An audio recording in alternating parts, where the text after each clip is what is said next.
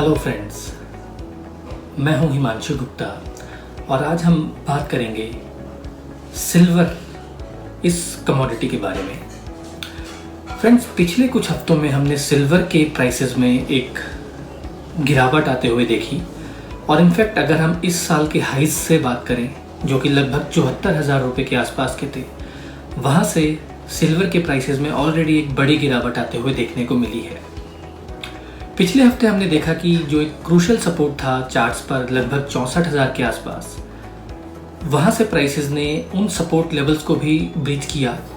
और उसके बाद एकाएक गिरावट बढ़ते हुए देखने को मिली और कीमतें 60,000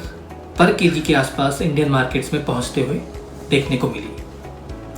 तो दोस्तों, आज के वीडियो में हम ये बात करेंगे कि क्या फैक्टर्स हैं जिसकी वजह से सिल्वर के प्राइसेस में ये गिरावट देखने को मिल रही है और आगे चल के क्या ट्रेंड हम एक्सपेक्ट कर सकते हैं। देखिए, लास्ट वीक यूएस की तरफ से दो इम्पॉर्टेंट की फैक्टर्स रिलीज हुए, की डेटा पॉइंट्स रिलीज हुए इनफैक्ट, जो थे रिटेल सेल्स और कंज्यूमर कॉन्फिडेंस, और दोनों ही नंबर बाजार की एक्सपेक्टेशन से बेहतर आते हुए नजर आए, जिसके बाद हमने देखा कि न केवल यूएस डॉलर बल्कि यूएस बॉन्ड यील्ड्स में भी एक उछाल देखने को मिला, जिसके बाद हमने देखा कि प्रीशियस मेटल्स पर्टिकुलरली गोल्ड और सिल्वर दोनों में ही गिरावट का माहौल बढ़ते हुए नजर आया। एक और इम्पॉर्टेंट जो इकोनॉमिक इवेंट इस हफ्ते के लिए ड्यू है वो है यूएस के सेंट्रल बैंक की बाई मंथली होने वाली मॉनेटरी पॉलिसी मीटिंग, और बाजार इस इवेंट को बहुत क्लोजली वॉच कर रहा है क्योंकि बाजार के लिए जानना बहुत ज़रूरी है कि कब आगे चलकर जो यूएस की तरफ से बॉन्ड बाइंग प्रोग्राम चल रहा है वो कब थमता हुआ नज़र आ सकता है, और साथ ही साथ कोई और क्यू देखने को अगर मिले इंटरेस्ट रेट्स बढ़ाने को लेकर, तो मुझे लगता है कि बाजार इस हफ्ते एक अपनी डायरेक्शन ढूंढने में कामयाब रहेगा इस बड़े इवेंट के बाद।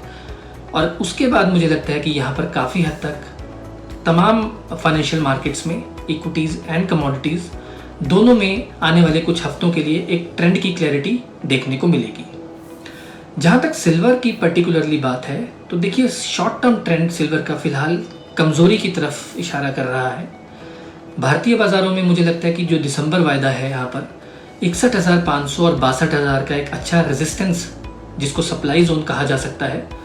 वो यहाँ पर बनता हुआ नज़र आ सकता है। और कोई उछाल अगर इन लेवल्स पर मिलता है तो मेरा ऐसा मानना है कि उन लेवल्स पर यहाँ पर बिकवाली आते हुए देखने को मिल सकती है।